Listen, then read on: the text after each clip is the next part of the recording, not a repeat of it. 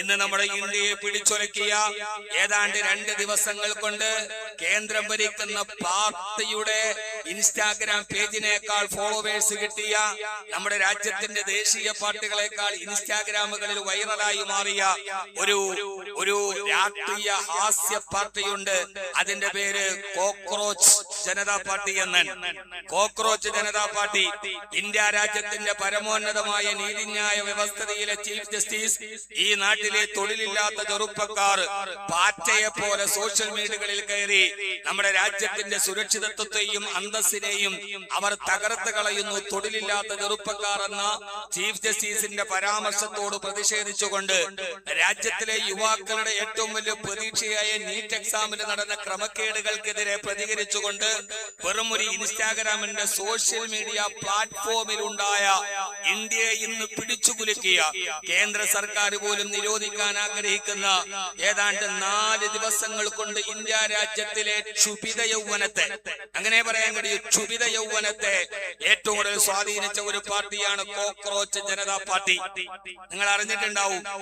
ആ cockroach Janata party എന്തിനു വേണ്ടിയാണ് വന്നത്? അതിനെക്കുറിച്ച് പറയുന്നത് വോയിസ് ഓഫ് അൺഎംപ്ലോയീസ് എന്നാണ് അതിന്റെ പേര്.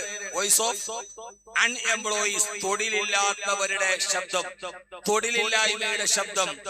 എന്റെ പ്രിയപ്പെട്ട സഹോദരങ്ങളെ, ഇവിടെയാണ് ഞാൻ മക്കാമ ഇബ്രാഹിമിനെ പരിചയപ്പെടുത്തി തരുന്നത്. തൊഴിലില്ലാത്തവന്റെ ശബ്ദം. എന്തുകൊണ്ടാണ് ഇന്ത്യ രാജ്യത്തിൽ തൊഴിലില്ലാത്തത്? നമ്മുടെ കേരളം അത്ര വലിയ മനോഹരമാണെന്നൊന്നും നിങ്ങൾ പറയണ്ട. 40 ലക്ഷത്തോളം വരുന്ന ചെറുപ്പക്കാർ തൊഴിലില്ലാതെ അറിയുന്ന ഒരു സംസ്ഥാനത്തിന്റെ പേര് കേരളമെന്നാണ്. സാമ്പത്തിക വളർച്ചയിൽ പുറകിൽ നിന്നെണ്ണിയാൽ 3ാമതെത്തുന്ന സംസ്ഥാനത്തിന്റെ പേര് നമ്മുടെ കേരളമെന്നാണ്. നിങ്ങൾ ഇതിന്റെ കൂടുതൽ അറിഞ്ഞോ എന്ന് എനിക്കറിയില്ല. പക്ഷേ 40 ലക്ഷത്തോളം വരുന്ന ചെറുപ്പക്കാർ തൊഴിലില്ലാതെ നടക്കുമ്പോൾ തൊഴിലില്ലാത്തത് കൊണ്ടാണോ നമ്മുടെ രാജ്യത്തിന്റെ ഏറ്റവും പ്രധാനപ്പെട്ട പ്രശ്നം? അല്ല. പശ്ചിമേഷ്യയിൽ യുദ്ധം വന്നപ്പോൾ എത്രത്തോളം 30 ലക്ഷത്തോളം യുവാക്കൾക്കാണ് ജോലി നഷ്ടപ്പെട്ട് രാജ്യത്തിലേക്ക് തിരിച്ചു വന്നത്. ഈ അടുത്ത സമയത്ത് ആസാമിലും പശ്ചിമ ബംഗാളിലും തെരഞ്ഞെടുപ്പ് നടത്തിയപ്പോൾ ഇവിടെ നമ്മൾ ആശ്രയിക്കുന്ന അന്യ സംസ്ഥാന തൊഴിലാളികൾ മുഴുവനും തെരഞ്ഞെടുപ്പിന് വേണ്ടി പോയിട്ട് തിരിച്ചു വന്നിട്ടില്ല. കേരളത്തിലെ മിക്കവാറും ഫാക്ടറികളിൽ പ്രവർത്തനരഹിതമാണ്. ഏറ്റവും വലിയ അന്യ സംസ്ഥാന തൊഴിലാളികൾ ജോലി ചെയ്യുന്ന പെരുമ്പാവൂരിലൊക്കെ ഫാക്ടറികൾ നിശ്ചലമാണ്.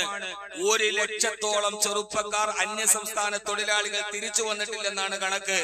അപ്പോൾ നമ്മുടെ കേരളത്തിൽ 1 ലക്ഷത്തോളം തൊഴിലവസരങ്ങൾ ഒഴിവായി കിടക്കുന്നുണ്ട്.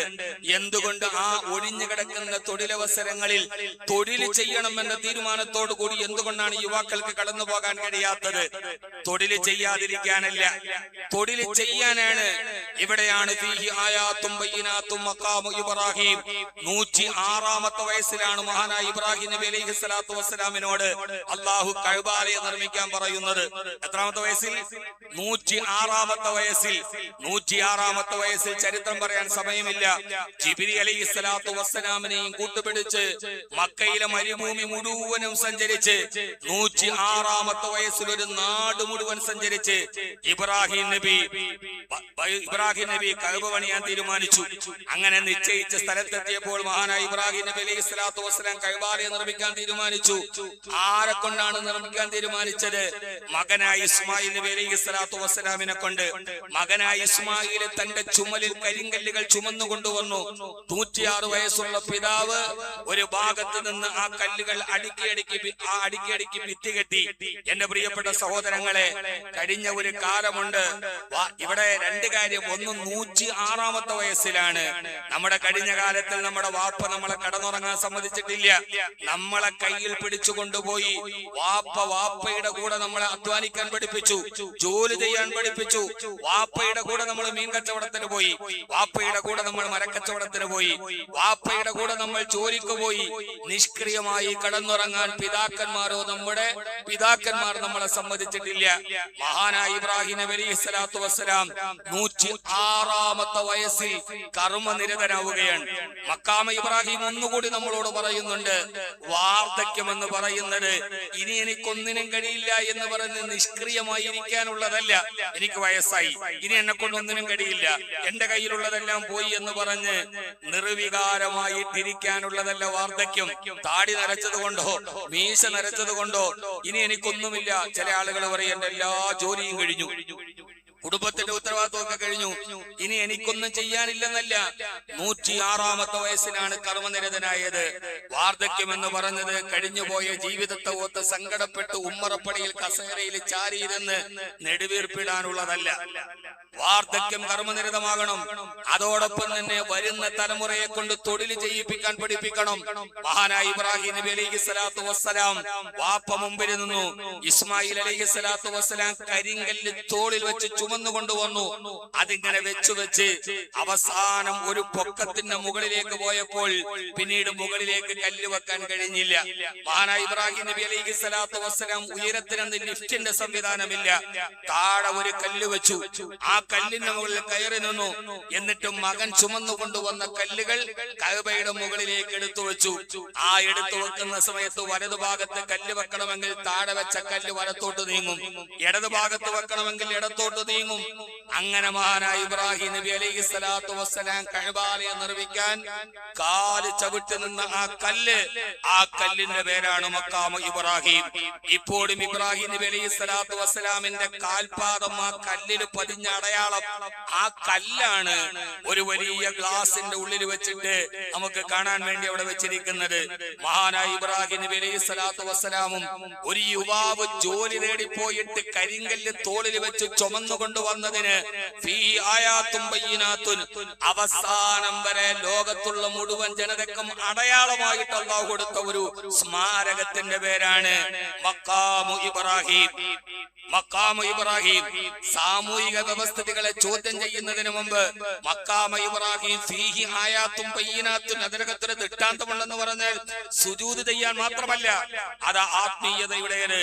പുതിയ ലോകത്തോട് ജോലിയില്ലെന്ന് പറഞ്ഞ് പ്രതിഷേധം ഉയർത്താനുള്ളതല്ല, ജോലി തേടി പിടിച്ചുപോയി യുവത്വം നിഷ്ക്രിയമായിട്ടിരിക്കാനുള്ളതല്ല, വൈറ്റ് കോളർ ജോലികൾ മാത്രം ചെയ്യേണ്ടതല്ല. മഹാനായ ഇബ്രാഹിം നബി അലൈഹിസ്സലാത്തു വസ്സലാം ഒരു യുവാവിനെ കൊണ്ട് പണിയെടുപ്പിച്ചോൾ കിട്ടിയതാണ് മഖാമു ഇബ്രാഹിം. കോക്രോച്ച് പാർട്ടി എന്ന് പറഞ്ഞിട്ട് തൊഴിലവസരങ്ങൾ ഇല്ലെന്ന് പറഞ്ഞ് പ്രതിഷേധിക്കാൻ മാത്രമല്ല, ചുറ്റുഭാഗത്ത് തുറന്നു കിടക്കുന്ന തൊഴിലവസരങ്ങളിലേക്ക് കടന്നു ചെന്ന് രാപകൽ തൊഴിൽ ചെയ്ത് ജീവിതത്തിന്റെ സ്മാരകത്തെ ഉയർത്താൻ പറഞ്ഞു തന്ന ലോകത്തിലെ മനോഹരമായ ഒരു മഖാമിന്റെ പേരാണ് മഖാമു ഇബ്രാഹിം. എന്റെ പ്രിയപ്പെട്ട യുവാക്കളെ, എന്തുകൊണ്ടാണ് ആ പാർട്ടിയിൽ ഇത്രയേറെ ആളുകൾ ഉണ്ടായത്? ഇപ്പോഴും 1 ലക്ഷത്തോളം വരുന്ന അതിഥി തൊഴിലാളികൾ തിരിച്ചു വന്നിട്ടില്ല. ജോലിയില്ലാത്ത ആരെങ്കിലും ഉണ്ടെങ്കിൽ ജോലിയുടെ അവസരങ്ങളുണ്ട്. ആ അവസരങ്ങളിലേക്ക് പോകാൻ നമുക്ക് കഴിയുമോ? അധ്വാനത്തിന്റെ ശീലത്തിലേക്ക് നമുക്ക് കടന്നു പോകാൻ കഴിയുമോ? 40 ലക്ഷത്തോളം വരുന്ന തൊഴിലവസരങ്ങളുണ്ട്. ആ തൊഴിലവസരങ്ങളിൽ മഖാമു ഇബ്രാഹിം നമ്മളോട് പറയുകയാണ് നിഷ്ക്രിയമായിരിക്കാനുള്ളതല്ല. 106-ാമത്തെ വയസ്സിൽ വൃദ്ധനായ ഇബ്രാഹിം അലൈഹിസ്സലാത്തു വസ്സലാം കർമ്മനിരതനായിരുന്നു. നമ്മുടെ വാർദ്ധക്യമോ? വാർദ്ധക്യം നിഷ്ക്രിയമാവാനുള്ളതല്ല. വയസ്സെന്ന് പറയുന്നത് വെറും അക്കം മാത്രമാണ്. അവസാന ശ്വാസം വരെ ഞാൻ ഒരിടത്തും നിഷ്ക്രിയനായിരിക്കാനല്ല, അവസാനം വരെ എനിക്ക് കർമ്മനിരതനായി ജീവിക്കണമെന്ന് മഹാനായ ഇബ്രാഹിം അലൈഹിസ്സലാത്തു വസ്സലാം നമ്മളോട് പറയുന്നുണ്ട്. ഫീഹി ആയാത്തും ബയ്യിനാത്തും മഖാമു ഇബ്രാഹിം. 106-ാമത്തെ വയസ്സിൽ ഇപ്പൊ പുതിയ കേരള സർക്കാർ സത്യപ്രതിജ്ഞ വന്ന ഉടനെ ആദ്യം അവര് ചെയ്ത പരിപാടി വയോജനങ്ങൾക്ക് വേണ്ടി ഒരു വകുപ്പ് കൂടി മായി സൃഷ്ടിക്കപ്പെടുകയാണ്. ഒറ്റപ്പെട്ടു പോയ വയോജനങ്ങൾക്ക്. നിങ്ങൾ കേട്ടിട്ടുണ്ടാവും, വയോജനങ്ങൾക്ക് വേണ്ടി മാത്രം ഒരു വകുപ്പ്. UK-യിലൊക്കെ പോയാൽ വീട്ടിൽ ഒറ്റപ്പെട്ടു പോയ വയോജനങ്ങളെ ആഴ്ചയിൽ പാർക്കിൽ കൊണ്ടുവന്നവരെ ശുശ്രൂഷിച്ച് അവരെ ഏകാന്തതമാക്കി അവരെ തിരിച്ചു വീട്ടിൽ കൊണ്ടുപോയി ആക്കാൻ, അവരുടെ ഒറ്റപ്പെടുത്തലുകൾ ഇല്ലാതാക്കാൻ ഗവൺമെന്റിന്റെ സംവിധാനമുണ്ട്. അവിടെ നിന്ന് നാം നമ്മുടെ നാടുകളിൽ ഒറ്റപ്പെട്ടു പോയ വയോജനങ്ങൾക്ക് വേണ്ടി പുതുതായി ഒരു വകുപ്പ് സൃഷ്ടിക്കുകയാണ് കേരള സർക്കാർ. അത്രമേൽ വലിയ പ്രയാസങ്ങളുണ്ട്. നമ്മുടെ വൃദ്ധന്മാർ ഒറ്റപ്പെട്ടു പോകുന്നു, നമ്മുടെ വൃദ്ധന്മാർ നിഷ്ക്രിയരായി പോകുന്നു. എനിക്ക് ഈ രക്ഷകർത്താക്കളോട് പറയാനുള്ളത്, അവസാനം വരെ നിങ്ങളുടെ നല്ല കാലത്ത് മുഴുവനും നിങ്ങൾ അധ്വാനിക്കും.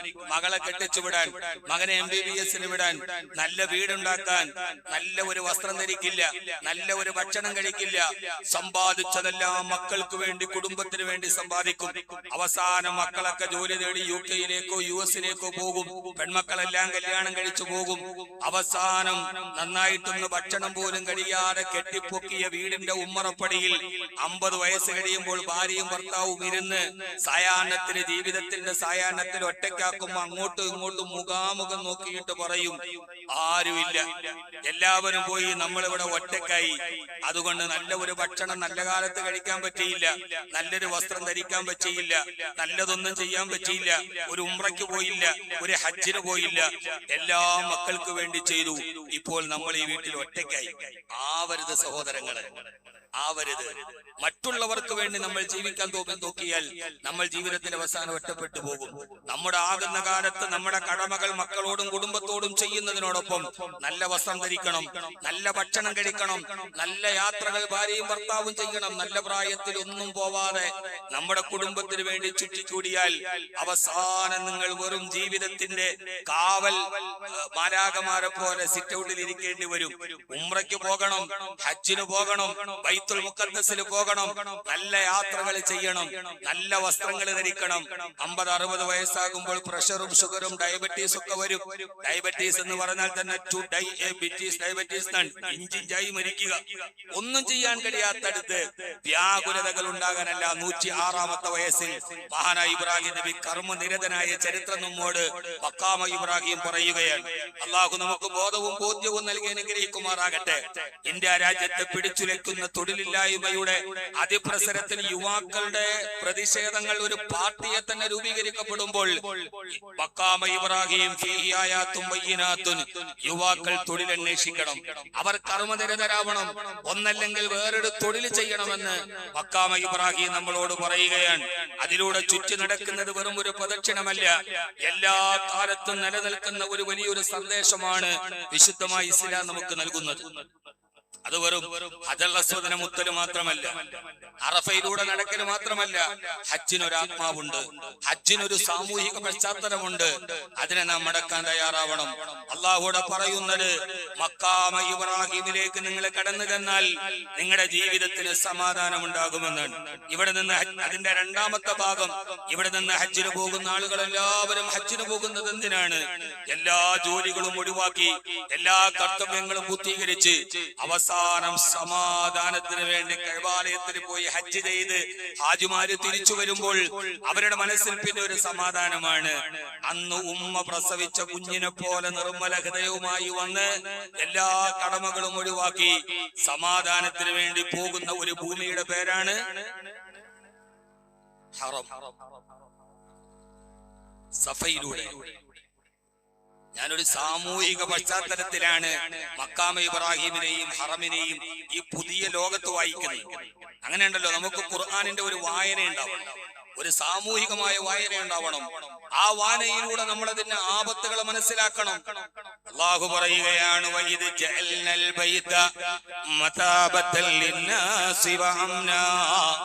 ഈ വിശുദ്ധമായ ഹറമിനെ സഫയിലൂടെ, മറുവയിലൂടെ, അറഫയിലൂടെ നിലനിൽക്കുമ്പോൾ മിനയും മുസ്ദലിഫയും ജീവിതത്തിന് അനുഗ്രഹമാകുമ്പോ, കഅബാലയത്തിന് മുമ്പിലൂടെ തവാഫ് ചെയ്യുമ്പോ, മുസ്ദലിഫയിൽ നിൽക്കുമ്പോ, ഈ പെരുന്നാളിന്റെ തൊട്ടു തലേ ദിവസം ഈദുൽ അദ്ഹയുടെ മുമ്പ് യൗമുൽ അറഫ, ലക്ഷോപലക്ഷങ്ങൾ ഒരുമിച്ച് കൂടുന്ന ലോകത്തിലെ ഏറ്റവും വലിയ മാനവിക സമ്മേളനം നടക്കുന്ന യൗമുൽ അറഫ, അന്നത്തെ സുന്നത്ത് നോമ്പുകൾ, അന്നത്തെ അനുഷ്ഠാനങ്ങൾ. അല്ലാഹു പറയുകയാണ്, വഇദ് ജഅൽനൽ ബൈത മതാബത്തൽ ലിന്നാസി വഅംനാ. അവിടെ എത്തുന്നവർക്കെല്ലാം മിനയിലും മുസ്ദലിഫയിൽ നിൽക്കുമ്പോ, അറഫയിൽ ഒരുമിച്ച് കൂടുമ്പോൾ അവരുടെ ജീവിതത്തിൽ സമാധാനമുണ്ടാവുകയാണ്. ജീവിതത്തിന് സമാധാനം. സഹോദര കേട്ടുകൊള്ളൂ, ഈ അറഫയും ഈ മിനയും മുസ്ദലിഫയും നമുക്ക് സമാധാനം നൽകുമെങ്കിൽ നാളെ ഈ മിനയും മുസ്ദലിഫയും അറഫയും ഒക്കെ സമാധാനമില്ലാത്ത ഒരു നാളുകളായി മാറും. അന്ന് ആ കാലത്ത് മിനയിൽ സമാധാനമുണ്ടാവില്ല, അറഫയിൽ സമാധാനമുണ്ടാവില്ല എന്ന് ഹബീബായ നബി മുഹമ്മദ് മുസ്തഫ. പശ്ചിമേഷ്യയിൽ നടക്കുന്ന യുദ്ധങ്ങളുടെ പശ്ചാത്തലത്തിൽ ഇന്നലെയും ഇറാനിന്റെ വിദേശകാര്യമന്ത്രി അരാക്ചിയുടെ ഒരു പ്രസ്താവന നിങ്ങൾ ശ്രദ്ധിച്ചോ? ഇസ്ലാമിക രാഷ്ട്രങ്ങളെ തമ്മിലടിപ്പിച്ച് വലിയ ഒരു പ്രശ്നങ്ങളിലേക്ക് പോവുകയാണ്. അമേരിക്കയുടെ സയണിസത്തിന്റെയും നാസിസത്തിന്റെയും സിയോണിസത്തിന്റെയും തീവ്ര പശ്ചാത്തലങ്ങൾ അറബ് രാഷ്ട്രങ്ങളെ തമ്മിലടിപ്പിക്കുകയാണ്. UAE അക്രമം നടത്തുന്നത് പോലും ഇസ്രയേലാണെന്ന ഔദ്യോഗിക വാർത്താ ഏജൻസികൾ റിപ്പോർട്ട് ചെയ്യുകയാണ്. അറബ് രാഷ്ട്രങ്ങളെ തമ്മിലടിക്കാൻ സഹോദര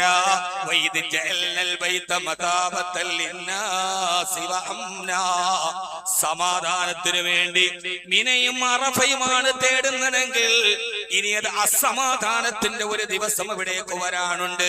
നിങ്ങൾക്ക് മനസ്സിലാകുമോ എന്ന് എനിക്കറിയില്ല. ഹബീബായ റസൂലുള്ളാഹി സ്വല്ലല്ലാഹു അലൈഹി വസല്ലം പറയുകയാണ്, ജാബിർ റളിയല്ലാഹു അൻഹു റിപ്പോർട്ട് ചെയ്യുകയാണ്, ലോകാവസാനം അടുത്ത് കഴിയുമ്പോ ലോകാവസാനത്തിന് തൊട്ടു മുമ്പ് ഇമാം മഹ്ദി അലൈഹിസ്സലാത്തു വസ്സലാം ആഗതനാവും. ആ ഇമാം മഹ്ദി ലോകത്തേക്ക് വരുന്നതിന് അടയാളം പറയുമ്പോ അല്ലാഹുവിന്റെ റസൂല് പറയുകയാണ്, ആയത്താനിൽ ദുഹൂരിൽ മഹ്ദി, ഇമാം മഹ്ദി അലൈഹിസ്സലാത്തു വസ്സലാം വരുന്നതിന് മുമ്പ് രണ്ട് അടയാളങ്ങൾ വരും.